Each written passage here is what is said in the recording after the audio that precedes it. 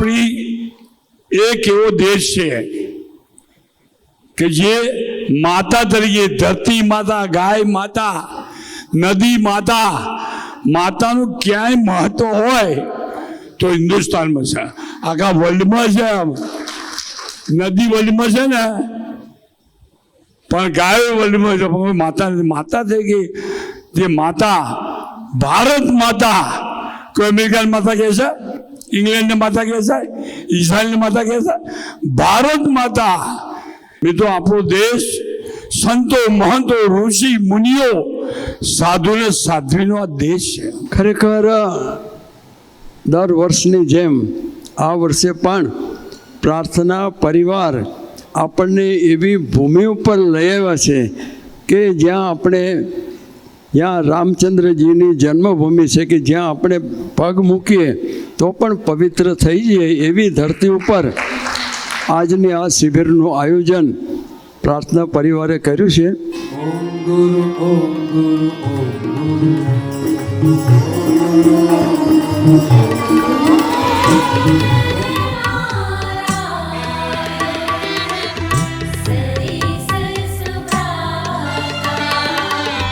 जगपालक वीर शेषे जन त्राता.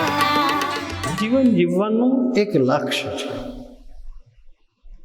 એ લક્ષ્ય બધા જાણે છે, પણ ક્યારેક ક્યારેક ભૂલી જાય છે કે મોક્ષ એટલે કોઈ ફળ લેવાનું નથી, કોઈ પદાર્થ પ્રાપ્ત કરવાનો નથી, કશું હાંસલ કરવાનું નથી, પરંતુ તમે તમારા જીવનમાં જે જીવો છો એ જીવનમાંથી જીવવાનું છે. તમારા જીવનમાં પ્રસન્નતા ન હોય તો સમજવાનું તમે સારી રીતે જીવી જાણતા નથી. અને આ પ્રસન્નતાનો ટેસ્ટ, સુખ માટે આપણે સામાન્ય રીતે ધનને પ્રાધાન્ય આપીએ છીએ. ધન થકી પદાર્થો મળે છે, પદાર્થ થકી સાધનો ઊભા કરીએ છીએ, સાધનો થકી આપણે સગવડ પ્રાપ્ત કરીએ છીએ, અને સગવડતાથી આપણને સુખનો અનુભવ થાય છે.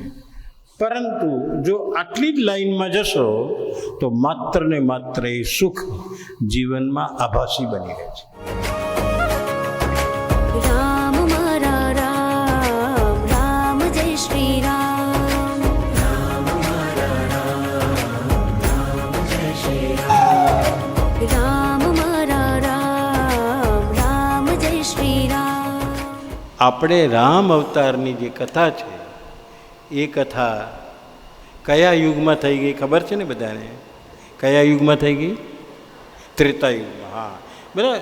રામકથા બહુ જાણે છે એટલે પછી બહુ ઊંડાણમાં જવાનું, પણ ત્રેતા યુગમાં થયેલી હતી. સતયુગમાં લોકો માત્ર ને માત્ર તપસ્યા કર્યા કરતા હતા અને જ્ઞાનનો મહિમા વધારતા હતા. ત્રેતામાં યજ્ઞોનો મહિમા વધારે હતો. રામના વખતમાં યજ્ઞો ખૂબ થયા હતા, એ યજ્ઞનો મહિમા હતો. અને એટલા માટે યજ્ઞનું રક્ષણ કરવા માટે વિશ્વામિત્ર આવ્યા હતા. એ તો આપણી વાર્તામાં આવશે.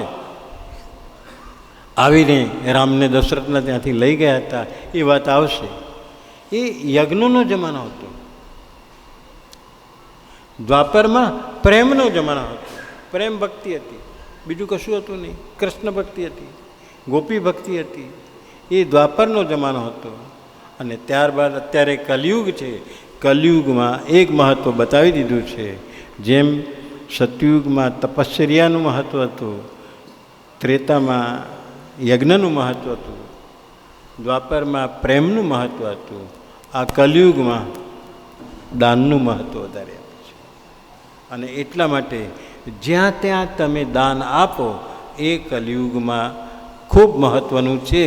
એવું આપણા શાસ્ત્ર અનુસાર 4 યુગનું વર્ણન કરતાં કરતાં વાતો કરેલી છે.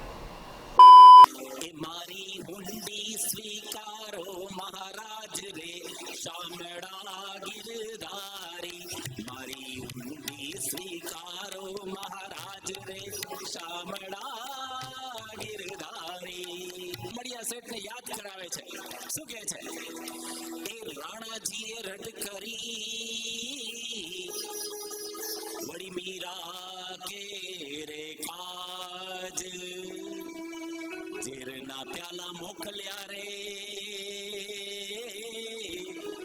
વાલો ઝેરના જારણ હાર રે શામળા ગીર